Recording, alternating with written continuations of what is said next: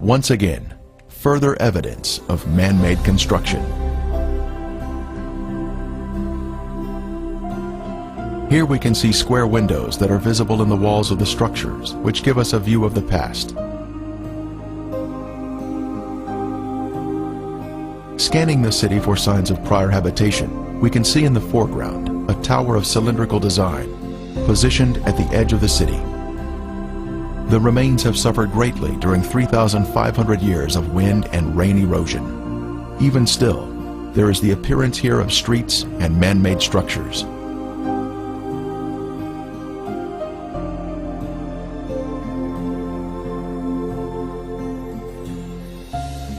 Here in the foreground, we have a conical shape, resting on a raised area.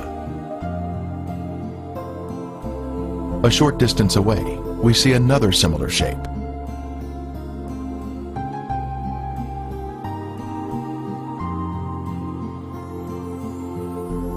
As we pan across the city, we can see in the distance an arched doorway that exhibits a symmetrical shape, even to this day. The whole land is brimstone, salt and burning. It is not sown, nor does it bear, nor does any grass grow there, like the overthrow of Sodom and Gomorrah, Admah and Zeboim, which the Lord overthrew in his anger and his wrath. More anomalies are found in the cities. In this case, we have a large hardened clump of material that we broke open, revealing layers of previously heated material, including gypsum crystals, created by the combination of limestone and sulfur. From the intense heat, various objects were melted in the cities. Here we have some material that was boiling on top, while the remainder of the substance pooled at the bottom, creating a solid base. A very unusual find here, but just another strange anomaly not found in other areas of the country.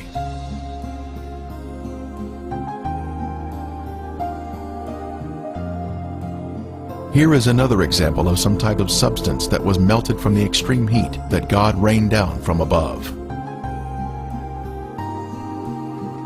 Resting on the ground, we find an unusual layer of gypsum crystals.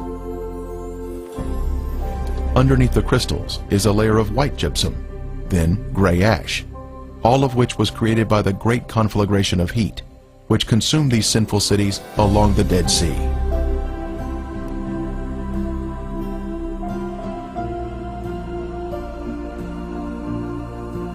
Once again, we find more gypsum, this time in a circular formation of crystals, all radiating outward.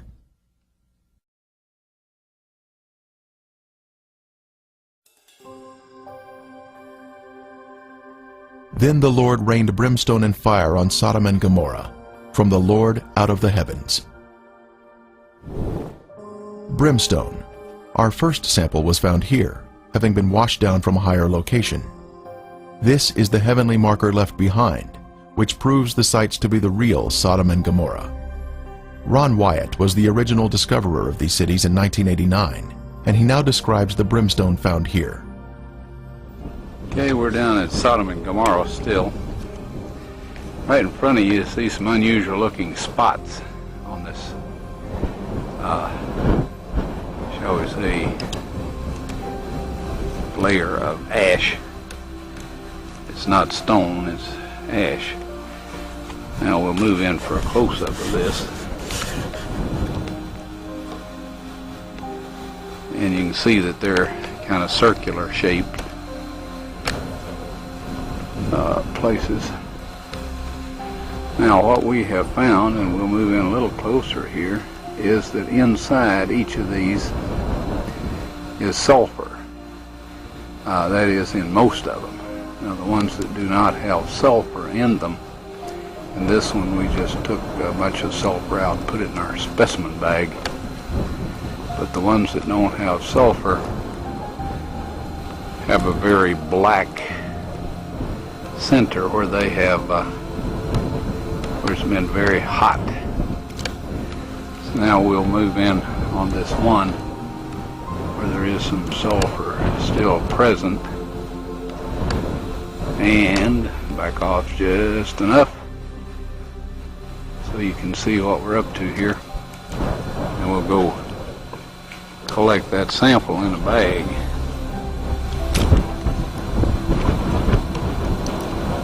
Before I started using this knife, it was very, very sharp.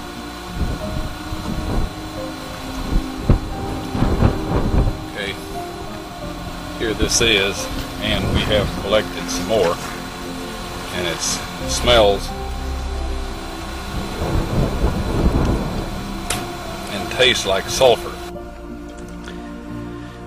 Now the Bible tells us that it rained fire and brimstone upon the cities of Sodom and Gomorrah.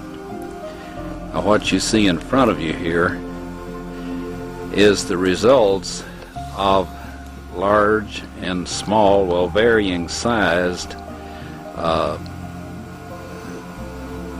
chunks of sulfur, burning sulfur that have hit.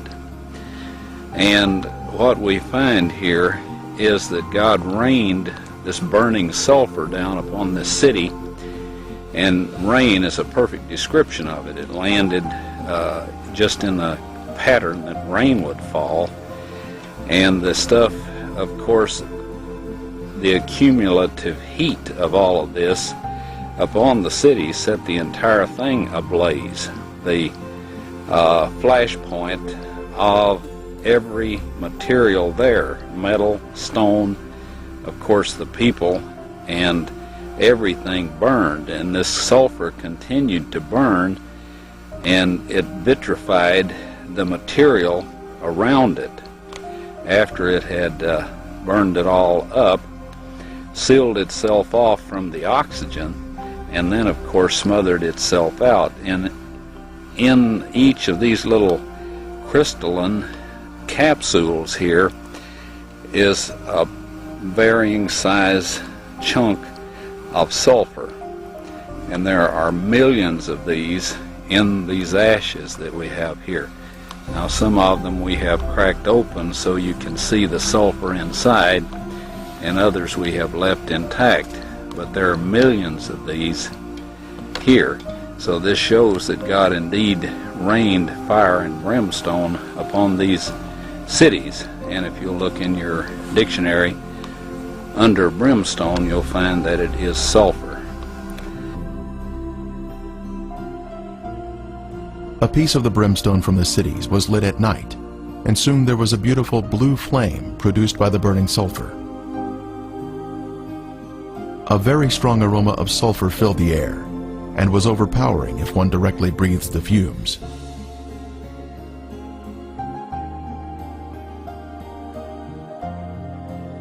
Exploring the cities further, more brimstone was found of various shapes and sizes.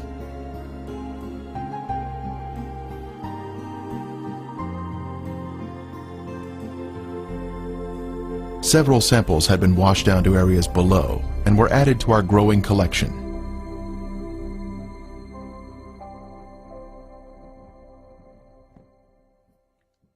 This brimstone is made of monoclinic, white sulfur that has been burned or cooked at a high temperature.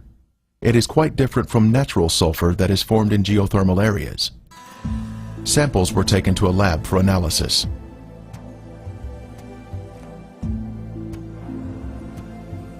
Each specimen was carefully separated and prepared for testing, with the outer portion cast aside.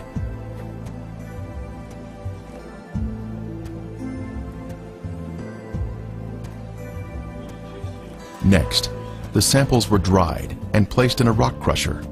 Then they were pressed onto a disc. Then they were loaded into a machine for the semi-quantitative X-ray analysis. Each sample was individually transported into the testing chamber for analysis. The results proved to be quite amazing.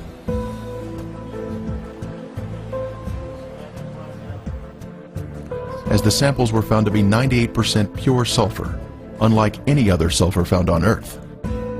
This pure, cooked sulfur is the heavenly marker that was left behind to show the world that the Lord, without a doubt, destroyed these sinful cities at His command.